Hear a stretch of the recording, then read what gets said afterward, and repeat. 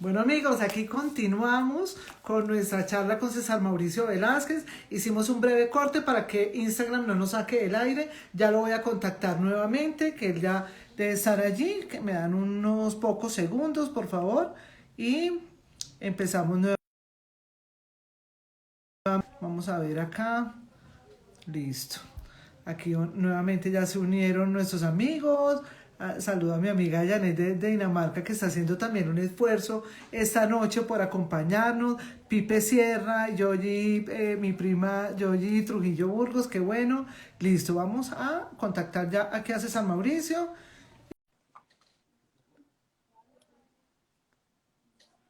Vamos a ver que César se conecte. Listo, y Estamos, aquí estamos nuevamente. Ya, eso nos toca como en la época de antes de los microondas y de no sé qué más cuentos de televisión, pues sí, ahora este es Instagram, ¿no? Aquí está sí. Pipe Sierra, un colega que conoces de Medellín, que también trabajó con el colombiano y que creo que también trabajó con el mundo. ¿Lo conoces? ¿Te acuerdas de él? Felipe Sierra. Sí, sí, sí. Sí, sí, sí, sí. Bueno, Un saludo, un Felipe. saludo a Pipe que me encanta que se haya unido aquí a nuestra charla. Bueno, pues nada, estábamos hablando de quién fue tu jefe, el presidente Álvaro Uribe Vélez, y hablábamos un poco como bueno, de su manera de ser, ¿no? Yo sabes que he visto al presidente lo he visto pues de lejos y me da risa de algo, y voy a contar una anécdota porque es un poquito cómica. Yo fui a un evento en Valledupar y en Valledupar ese día estaban grabando la serie, el final de la serie de Diomedes Díaz. Y el presidente estaba en el mismo hotel donde yo estaba. Yo bajé a desayunar con una compañera y el presidente estaba en la mesa de al lado. Yo, la verdad, no suelo pues acercarme hacia los personajes. No, hasta el momento no he tenido esa inclinación de decirle a alguien, uy, me quiero tomar la foto o el autógrafo. No la he tenido. Yo respeto a quien la tiene, pero yo no la he tenido. Pero la amiga con la que yo estaba sí quería y dijo, ay, ahí está el presidente, tomame una foto con él, por favor. Yo voy y se lo pido. Entonces ella se acercó y él es súper amable para eso. ¿Para qué? Vamos a decir, o sea, él súper amable dijo, sí, claro, y ella se puso al lado, yo les tomé la foto y él le dijo, o sea, él llega y dice, y ahora venga usted. Pues yo no quería, porque yo no pedí foto, pero yo no iba a decirle, no, pues ya no quiero foto, no, pues no iba a decir eso. Pues me tomé la foto, ¿no? Entonces, siempre digo, pues no, pues Uribe se tomó una foto conmigo, yo no me la tomé con él, porque no era así, pero sí, me parece que es muy amable y le doy lectura a algo y es que el hombre pues tiene un carisma impresionante que atrae mucho a la gente, o sea, no es algo que él como que esté impostado, no, es algo, yo creo que es como natural en él, entonces, y a la gente le gusta. No, yo creo que lo que decía ahora es el expresidente que ha dejado una huella grande de cercanía al ciudadano y que dedicaba todo su tiempo a estar escuchando, a visitar, a conocer directamente los problemas y especialmente donde había problemas, donde había dificultades. Porque si ustedes recuerdan, en los primeros años de gobierno el presidente no asistía a ninguna inauguración de una obra pública que se terminaba, no asistía a donde había festejos. Él decía que vayan los ministros, porque yo tengo que estar donde se esté poniendo una primera piedra, quiero mirar cómo va tal obra, quiero mirar y quiero asegurar que esto termine. Pero para inaugurar, que vengan los ministros y vayan inaugurando mientras él estaba siempre adelante en medio de las dificultades. Y eso uno puede decir que era como un dicho, no, es un modo de vida de él. O sea, yo diría tres cosas que hacen parte de, de su forma de ser política y que conectan con lo que ha sido su vida. Primero, la austeridad. O sea, Uribe no es un No es colombiano, digamos, ostentoso. ni ostentoso ni de lujos, Ujú. ni ostentoso ni de lujos. Segundo, es un colombiano que tiene una idea permanente de lo que es el ahorro. O sea, hay que ahorrar, no gastar más de lo que me estoy ganando, y que ese ahorro pueda ser también solidario con otros, como le ha ayudado a mucha gente que trabaja, por ejemplo, en su finca del Ubérrimo, construyendo casas para muchas personas que han trabajado allí, mejorando condiciones de vida de la gente que trabaja. Y una otra cosa es que la disciplina, lo que hablábamos ahora de puntualidad, trabajo, exigencia, él exige porque él ya se ha exigido, que eso es muy distinto. Yo he tenido también jefes y he trabajado en ambientes donde se pide mucho, pero hay poco ejemplo. Se pide mucho, pero se da poco. Sí, Uribe en esto pide y exige porque él ya se ha exigido y está lo adelante. ha dado todo. Sí. O sea, tan solo eso como de 5 de la mañana en la base militar de Catán, 5 de la mañana.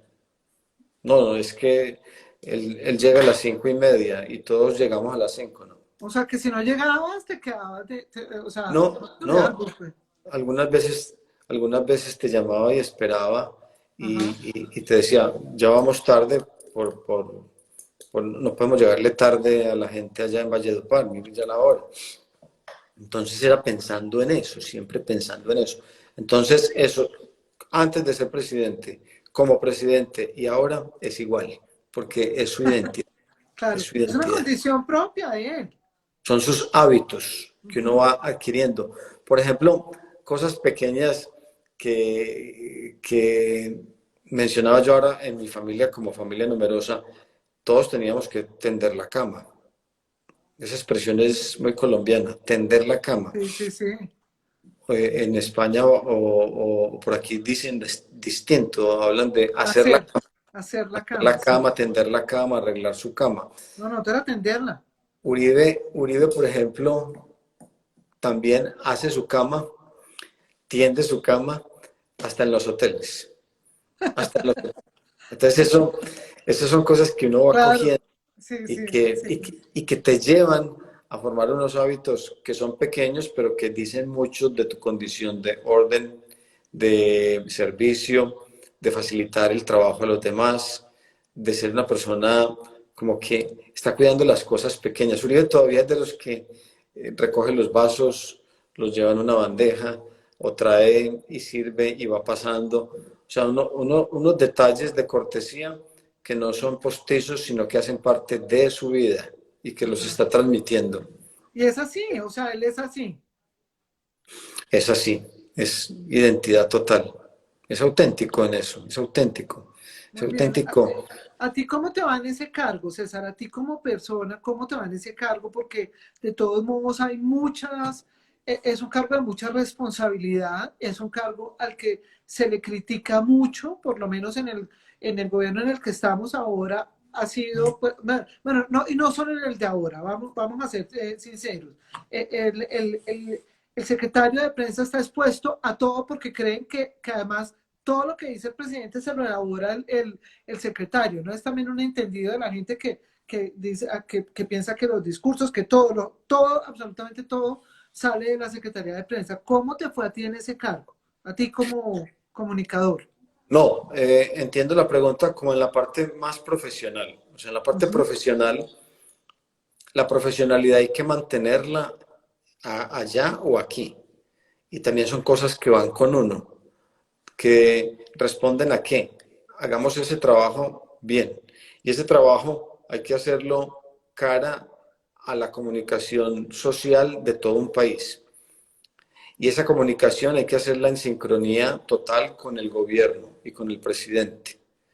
Entonces, una de las condiciones directas que puse para poder ir a ese cargo era tener una línea directa con el presidente todo el tiempo.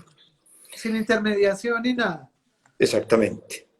Comunicación directa porque soy un convencido de que la comunicación institucional debe ser directa. O sea, si Sí, alguien trabaja en comunicación de una empresa, debe tener línea directa con el presidente o dueño o director ejecutivo de la empresa. sí, La comunicación debe tener ese mismo nivel, así como los vicepresidentes de una compañía hablan con el presidente, el de producción, el de mercadeo, el de promoción, el de comunicaciones debe tener también esa línea directa y en horizontal con los vicepresidentes. En este caso era línea directa con el presidente y horizontal con todos los ministros. O sea, no es una mediación distinta. Y yo creo que eso dio mucha confianza. Y dio tanta confianza que la figura del portavoz, que no se había explorado en Colombia, o que se había explorado, pero que no aguantaba un mes o 2 meses, aguantó todo durante todo el periodo presidencial. O sea, que hacíamos comunicación escrita, que eso es muy importante. Y Sí. eso fue algo que aplicamos allí, de la comunicación, hacerla escrita para hacerla más precisa, y al hacerla más precisa, creíble y confrontada. Eso ayudó mucho al gobierno, porque no era simplemente que el presidente hablara por todo lado o que el presidente dijese cosas distintas a lo escrito. Entonces, todo lo escrito te marca un libreto y te deja una constancia histórica y te pone a pensar cómo redactar bien esta frase. Entonces, la lectura de comunicados o atender una rueda de prensa o hacer un briefing, etcétera, con los colegas, yo creo que fue siempre una práctica profesional. Nunca, jamás, de entrar a pedir algo indebido que atentara contra la esfera profesional de un periodista en Colombia o por fuera de Colombia, nunca. Porque yo vengo de ahí, porque yo me he formado ahí. Entonces yo sé qué límite de respeto, qué límite profesional hay que respetar, hay que mantener. Y yo creo que esa es de las grandes satisfacciones después de esos años en que todo se hizo manteniendo estándares profesionales de calidad y de comunicación directa con los colombianos. Muy bien, yo creo que de todos modos sí es un cargo en el que, bueno, últimamente, pues digamos como decimos acá, en Colombia se quema mucha gente, ¿no? Porque algo pasa también y es eh, que hoy en día el tema de las redes sociales, que nosotros estamos haciendo en este momento uso de una de ellas como es Instagram, esas plataformas, pues también terminan siendo, Dios mío, como una guillotina para determinados profesionales. Y en el tema de prensa, de la presidencia, digamos, pues bueno, le dan todo el palo del mundo porque le sacan, por ejemplo, todo lo que escribieron hace unos años en sus redes sociales y se lo sacan a relucir ahora, lo contrastan, en fin. O sea, hoy en día el tema de las redes sociales está, digamos, disparado para muchas cosas efectivamente negativas, ¿sí? Como para dañar a las personas. Yo lo veo siempre desde el lado positivo y para mí son las más útiles que hay, pues como herramientas de comunicación, pero sí ve uno que en el tema de la presidencia pues se critica mucho cómo se emiten toda clase de mensajes, ¿no? Si son equivocados, si son acertados o no. Entonces por eso pues creo que ese cargo pues es un cargo importante, pero también de un riesgo profesional grande, ¿no? Sí, pero hay que aplicar los mismos estándares de calidad profesional que tú has Total. aplicado en tus cargos y Uh hacerlo -huh. con esa transparencia, hacerlo con ese sentido profesional. Sé que las tensiones y se vive son muy distintas, Sí. porque, porque cada hora es un asunto distinto y cada día está marcado por un afán distinto. Entonces, si uno por su manera de ser y por su formación no tiene pausas, volvemos al silencio, comete más errores. Hay que tener pausas. Y ustedes se podrán imaginar, Birna, por ejemplo, en el año 2009, 2008, 2009, que Colombia venía mejorando en todo. O sea, una economía, es que si uno toma foto de economía, cifras sociales, cifras de Te seguridad, perdí unos segundos, etcétera, César. uno Te dice, perdí esta unos foto es segundos. muy buena. Que si uno hace una foto de Colombia de 2008, 2009, uno se da cuenta Ajá. que es una foto de Colombia en el aspecto comercial, financiero, social, de seguridad, muy buena. Y que esas cifras había que comunicarlas y que esos avances junto con los problemas. Entonces, ese ritmo también merece unas pausas y merecía pensar y merecía analizar y mirar qué estrategia teníamos que seguir, cuándo decir esto y cómo decirlo. Un orden. Entonces, unos criterios profesionales de la comunicación política vividos dentro de un gobierno como el gobierno del presidente Uribe, era una sincronía con muchas personas. Entonces teníamos que tener un diálogo interno muy rico, que fue lo que se logró.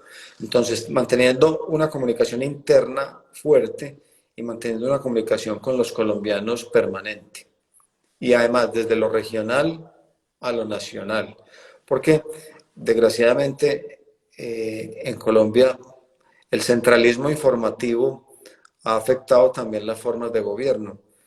Uribe intentó desacomodar esa estructura y con la cual yo me identifico totalmente, porque yo soy de provincia, yo soy de la ciudad de Medellín, y conformar estrategias de comunicación desde las regiones hacia Bogotá, no de Bogotá hacia las regiones como siempre ha ocurrido y como desgraciadamente hemos retrocedido porque hoy también se plantea muy así. O sea, en los gobiernos sucesivos al presidente Uribe han vuelto a ser de alguna manera muy endógenos, muy de Bogotá hacia el resto del país y eso yo creo que no es bueno.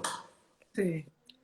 Sí, de todos modos, pues bueno, tú más que nadie lo sabes y ahora mirando nuestro país desde fuera, sabrás que nosotros amanecemos de una forma y nos despertamos de otra porque este es Colombia, ¿no? O sea, Colombia, la gente se acuesta de una forma y se levanta con otro país, ¿no? O sea, sale un decreto o anuncian una reforma, entonces ya este es otro país, este es otro país. Pero bueno, terminas ahí tu labor en la presidencia y te vas como embajador en el Vaticano. Eh, Cuéntanos esa experiencia porque, pues, bueno, yo como católica que soy y orgullosa católica, pues yo digo, caramba, César Mauricio, ¿cuántos papas has conocido? Cuéntanos. No, bueno, he tenido la fortuna de conocer los últimos tres papas, o Ajá, sea, San Juan Pablo II, al Papa Emérito Benedicto XVI y al Papa Francisco. O sea, he ajá. tenido sí, no sé, el Sí, privilegio total, es grande un privilegio. de conocer tres papas y de estar aquí en Roma cuando renuncia un papa, cuando renuncia el Papa Benedicto, No, eso es un cuando hecho viene histórico, pues. histórico, cuando viene el cónclave y otro hecho histórico que es la elección de un papa latinoamericano por primera vez en la historia de la Iglesia Universal. Y estabas Entonces, allá. sí, me ha tocado todo eso. De hecho, yo trabajé varios meses, creo que 3 meses para Caracol Radio, informando de la renuncia, el cónclave y la elección del Papa Francisco. Eso fue algo maravilloso, maravilloso. Entonces, ¿Qué yo tienen en siempre, común estos tres papas, César? ¿Qué ¿qué? tienen en común esos tres papas? Juan Pablo II, Benedicto y Francisco. Que Ya los que tres los son, conoces. que los tres son muy rezadores, que los Ajá. tres rezan, que los tres son rezadores, hacen oración, que los tres tienen en ratos expresos para orar, que los tres celebran todos los días la Eucaristía, que los tres rezan todos los días el rosario, que los tres hacen lectura del Evangelio todos los días, que los tres tienen silencio y oración. Y porque eso es lo que realmente vale para sacar adelante un encargo como ese. Porque sin ninguna duda, ser papa es lo más difícil que hay en el mundo. Mucho más que ser presidente de Rusia o de los Estados No, pues Unidos. me Ser imagino. papa, ser papa es lo más difícil que puede hacer una persona en su existencia. Eso tiene mucha historia. De eso estoy escribiendo Pero, ahora. ¿por qué lo dices? Cuéntanos, porque ya tú, digamos, has estado cerca de algo que nosotros, quienes te estamos viendo aquí, Por no. 4 razones. Ajá, cuéntanos. Sí, por 4 razones. La primera, que es la persona sobre la cual millones de ojos están mirando de continuo, día y noche, día y noche. Eso es muy difícil, Sí, soportar la mirada toda la vida, todos los días. a toda hora. No hay distinción entre vida privada y vida pública, no la hay. Todo es así. La segundo, que todas las personas, especialmente las que sufren, esperan de él como padre algo. Hay un referente espiritual. Y lo que tú puedes decir de muchos personajes, yo no lo conozco, pero sí lo he visto. Una persona campesina en España o campesino en Alemania o contadine o campesino aquí en Italia o en Colombia o en Perú, tiene un referente en el Papa y nunca lo ha visto personalmente. Sí, Y puede ser que ni se acuerda bien del nombre, pero de esa figura sí, el Papa, el Papa, el Papa, el sí. Papa.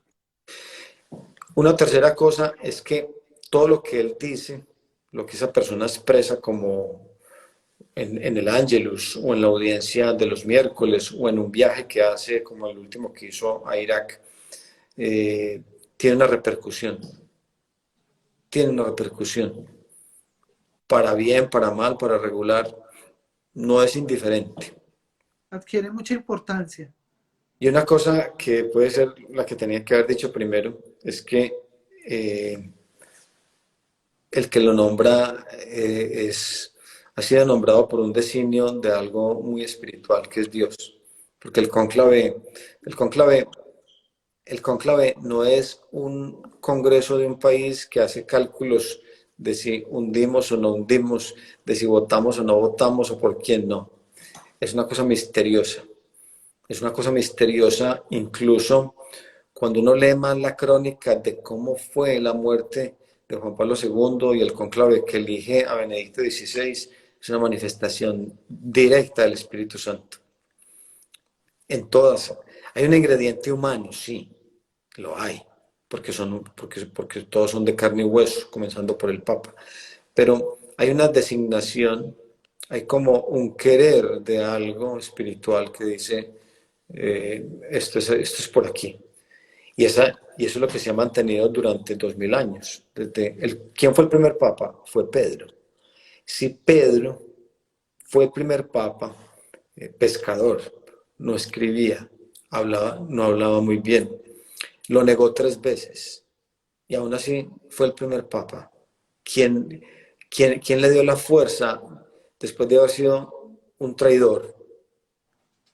¿Quién le dio la fuerza para llegar hasta el martirio y entregar la vida por Cristo y morir aquí en esta ciudad? Que es la importancia de esta ciudad, porque aquí murió también Pablo, aquí murieron los dos. San Pedro y San Pablo fueron martirizados en esta ciudad. Eso no es una leyenda. La tumba de él está ahí en San Pedro, por eso la basílica más importante es el primer papa.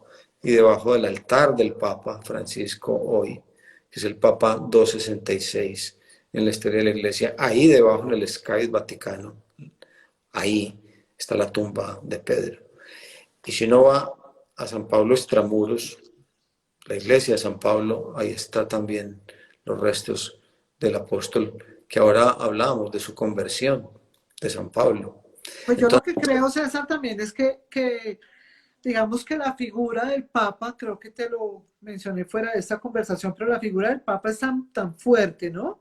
Que yo por lo menos cuando vi aquí a Juan Pablo II y lo vi a metros, ¿no? Pues tampoco a kilómetros, pero lo vi a unos pocos metros.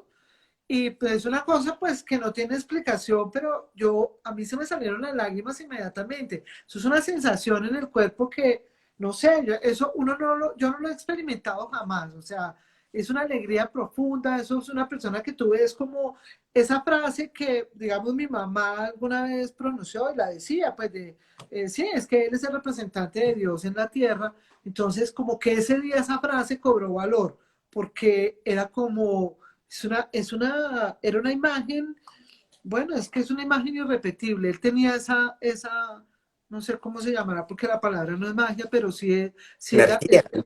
¿cierto? O sea, Sí, o sea, Santa Catalina de Siena decía que el Papa era el dulce Cristo en la tierra. Santa Catalina de Siena, el dulce Cristo en la tierra. Se dice que es el vicecristo, representante de Cristo en la tierra. Eso es un peso, porque eso no es que a alguien se le ocurrió de buenas a primeras denominarlo así. No es Dios, ninguno ha sido Dios. No es un ser espiritual y espíritu, no, es un ser humano, pero tiene una representación, tiene una designación y una representación que viene desde el primer papa, porque el primer papa no fue elegido en un cónclave. El primer papa, que es Pedro, si fuese en esta época, todos los medios de comunicación del mundo estarían diciendo, se equivoca la iglesia al elegir a Pedro un traidor. CNN estaría haciendo cantidad de encuestas diciendo eso es lo peor, ¿cómo van a nombrar de papa a un traidor? Y todos los que opinan siempre estarían opinando en contra del pobre Pedro. Hubo trampa. Bueno, no, es el primer papa y mira lo que hizo, porque fue obediente y porque además se llenó de una gracia que solamente la da Dios. Yo creo que esa es la expresión que hay que buscar. Es una persona, el papa como tal recibe una gracia especial del Espíritu Santo que le da una fuerza para mantenerse, para seguir, para pensar, para hablar, incluso físicamente. Entonces, yo creo que esas son las 4 cosas por las cuales digo que ser papa es, No es fácil. no, si se quiere ver así, es el encargo o cargo más importante que una persona pueda tener en su existencia. No es el presidente de Coca-Cola o el presidente de los Estados Unidos, no es el presidente ruso o el primer ministro chino, no, es el vicecristo en la tierra, el dulce Cristo en la tierra, y es una carga moral y espiritual muy grande, máxima. Bueno, cuéntanos rápidamente cómo es Francisco, porque Francisco es un papa que le ha llegado mucho a la gente joven, que la gente siente que él ha transformado la iglesia con su llegada. Cuéntanos cómo es. Bueno, el Papa Francisco es latinoamericano, argentino, y eso Sí, se total. nota por Sí. su manera de comunicarse, por su manera de hablar, por su manera de hacer analogías, por su manera de definir algunos temas. Entonces, es un papa que también es religioso, porque él es jesuita, y eso también se nota, que está cercano, que es más pedagogo, que es más párroco, que tiene una experiencia pastoral, catequética importante y que la transmite en su catequesis, que generalmente hace los miércoles en la audiencia general y en el Ángelus. Es un papa que tiene un feeling grande por la gente Ujú. y que es un papa incluso más de masas, porque también el Papa Emérito Benedicto tiene feeling para el uno a uno, no es de grandes masas, porque es Ajá. más profesor, no es párroco como es Francisco, no es religioso como lo es Francisco, no viene de Alemania, no es argentino. Entonces son caracteres de vida que también uno a la hora digamos, de analizar los pontificados tiene que conocer. No es lo mismo nacer en Alemania que nacer en Argentina. No es lo mismo En haber sido Colombia. seminarista en Buenos Aires y ser seminarista en Alemania. Eso no es lo mismo. Y son épocas distintas. Y a Argentina no le ha tocado vivir las guerras. A Argentina no le tocó vivir las guerras mundiales. A nosotros Sí. tampoco. A Alemania sí. Y les tocó atravesar por la guerra más cruel que ha tenido la humanidad, que es la Segunda Guerra Mundial, donde murieron más de 50 millones de personas. Entonces a él le tocó todo eso, como joven, Sí. como niño joven. Entonces el Papa Francisco ha logrado alcanzar unos ambientes que estaban necesitando más catequesis, una explicación, ambientes donde se necesitaba una frase para explicar un problema.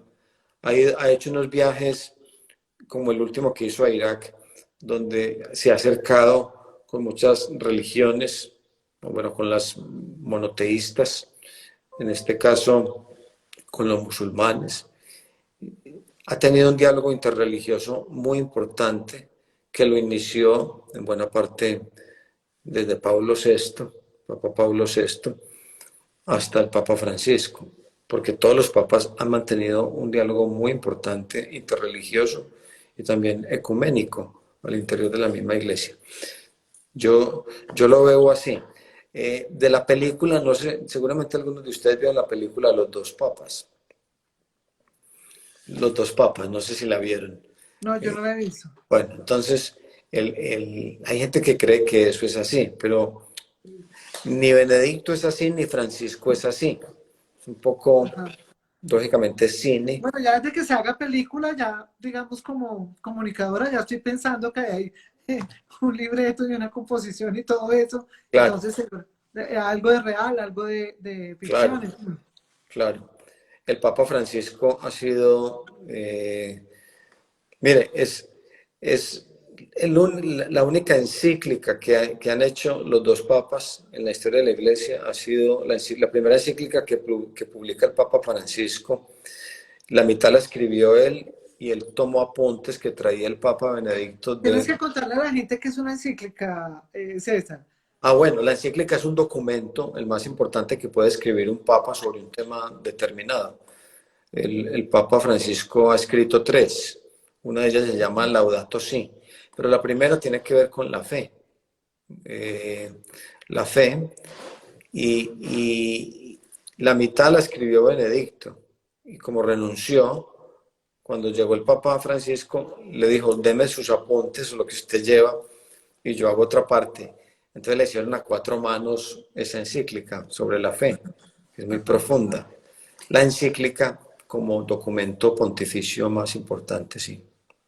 Bueno, César, pero mira, ya hemos hablado de los papas y me parece súper interesante porque tú lo has dicho, tener la posibilidad de conocer tres papas, pero ¿a ti cómo te fue como embajador? No, bueno, a mí yo creo que ha sido el encargo, el encargo soñado, ¿sí?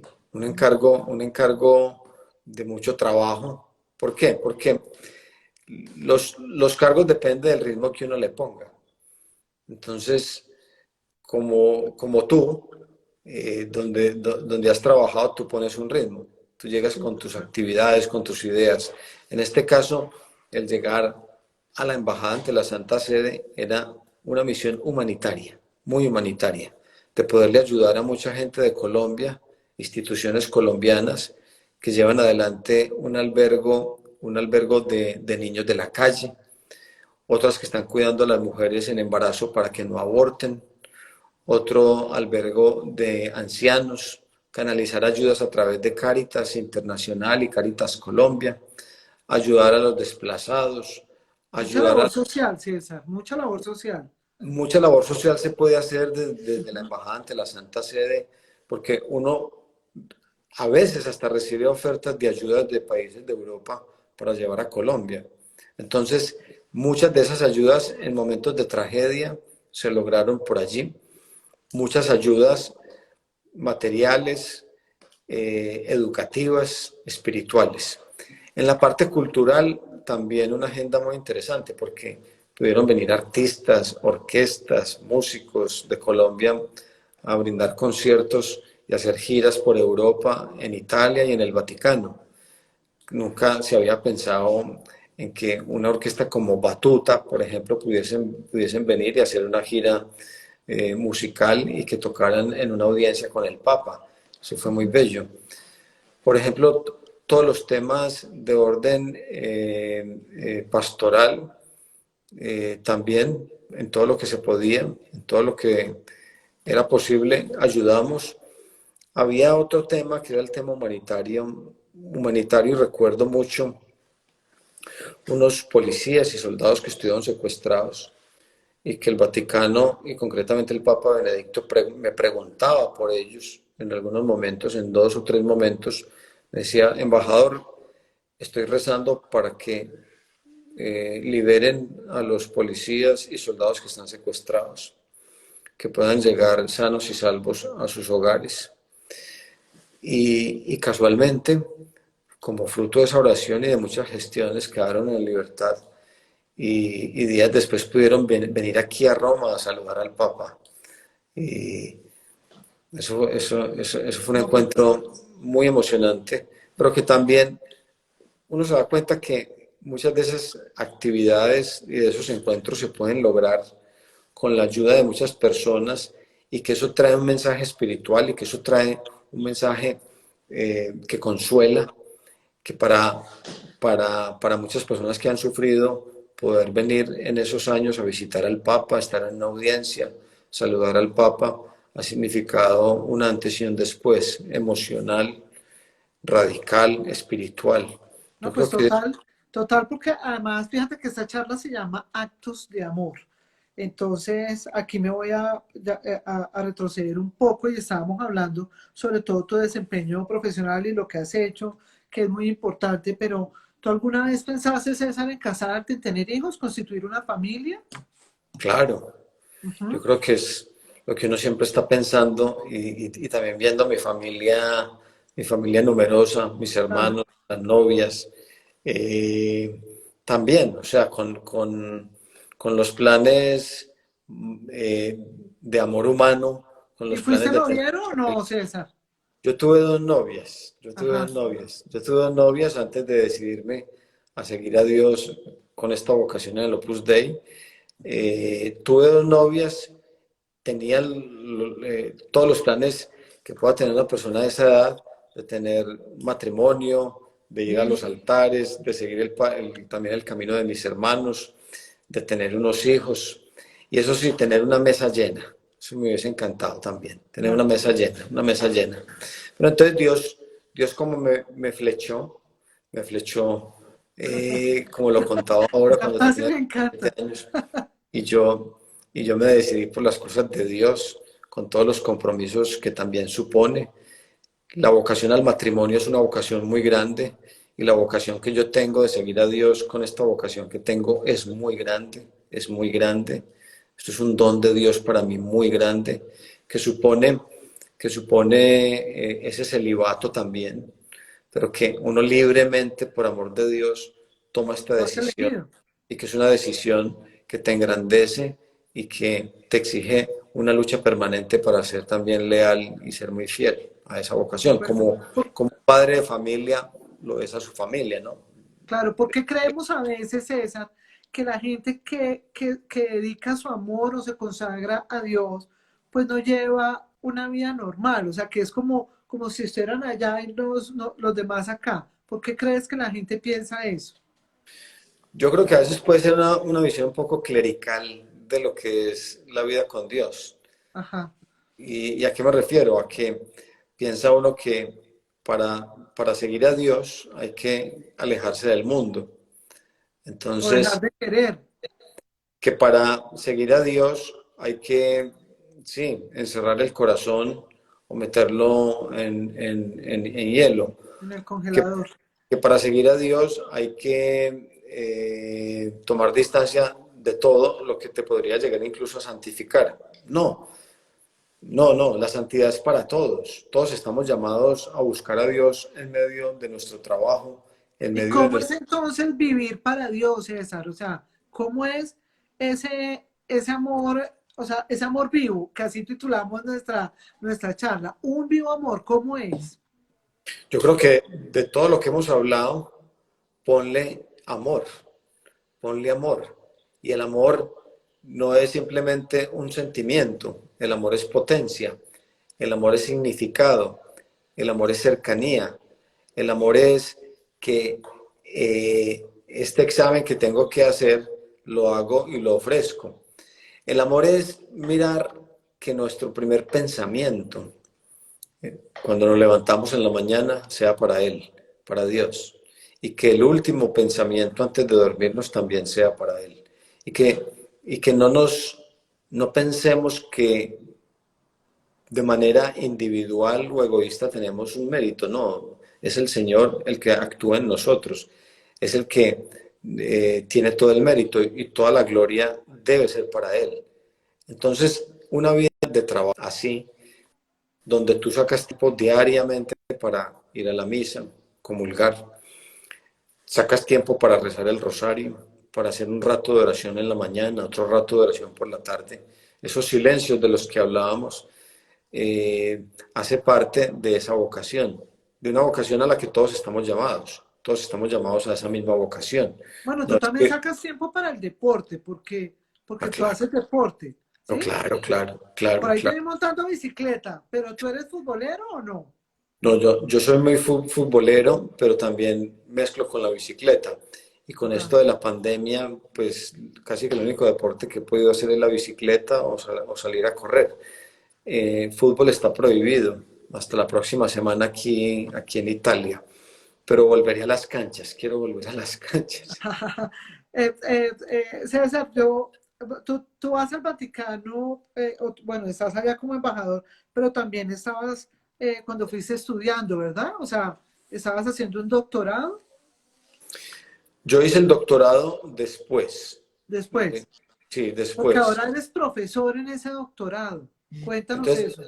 en la universidad donde yo hice el doctorado, que se llama la Universidad de la Santa Croce, ahí terminé el doctorado y después me invitaron a dar unas clases en una facultad de comunicación que tiene la universidad y desde el 2017 hasta hoy doy clases en la Universidad de la Santa Croce. Ahí siempre he tenido un grupo de 20, 25, 15 estudiantes.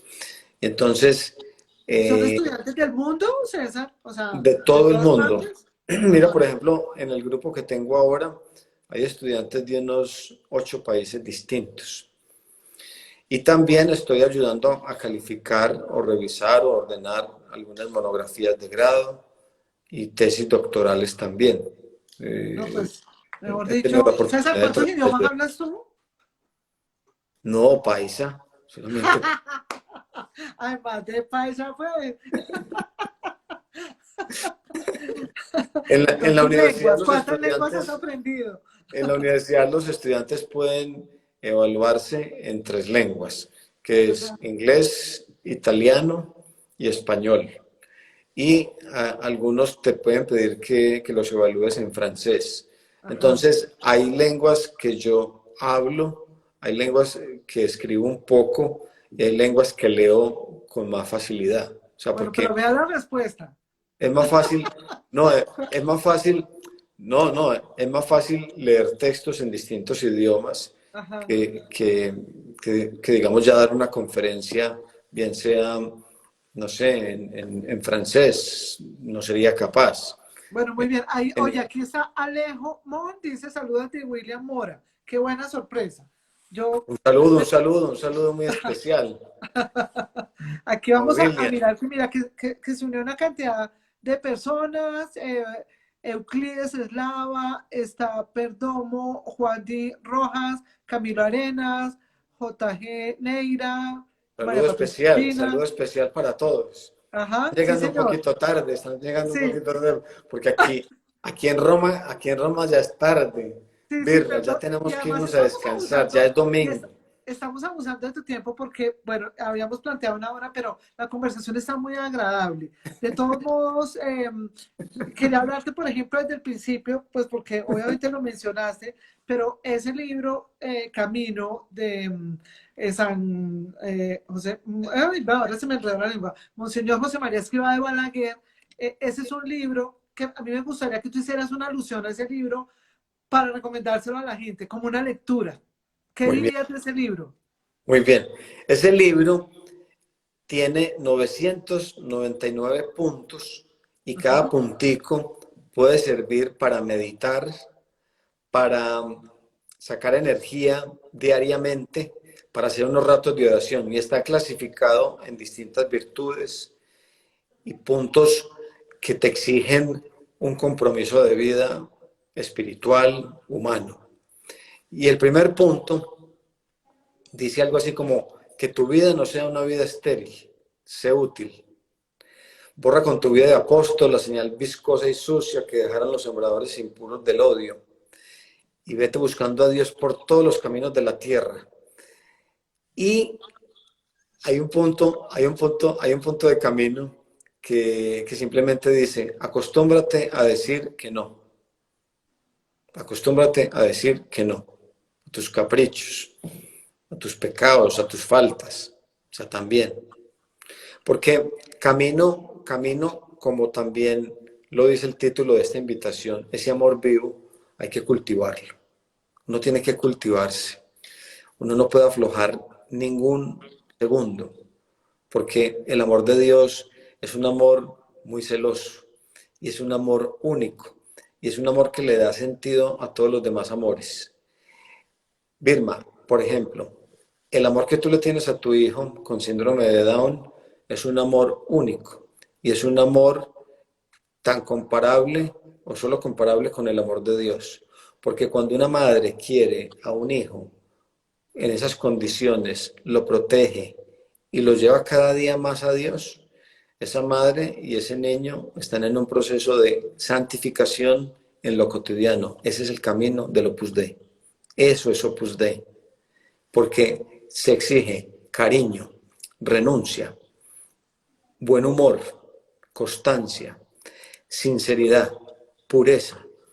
No hay más, el amor humano más puro es de una persona enferma de esa manera, porque es un amor sincero. Y el de una madre que lo atiende es un amor muy puro. De manera que ese es el camino y a eso estamos llamados con una vocación como la que el Señor nos ha dado. Es una Pues a quienes vocación, están conectados aquí hoy yo les digo, tienen que buscar el libro, Camino. camino, camino. Sí, Y sí. hay otros dos que están unidos a ese libro, que también fueron escritos por San José María Escrivá de Balaguer. Uno que se llama Surco y otro que se llama Forja. Ajá. Camino, Surco y Forja. Y mira que Para tenerlos en cuenta. cada nombre tiene una significación para el alma. El camino de mi alma. Forjar mi alma, forjarla, como se forja el hierro. Y Ujú. ir por unos surcos donde se van soltando unas semillas.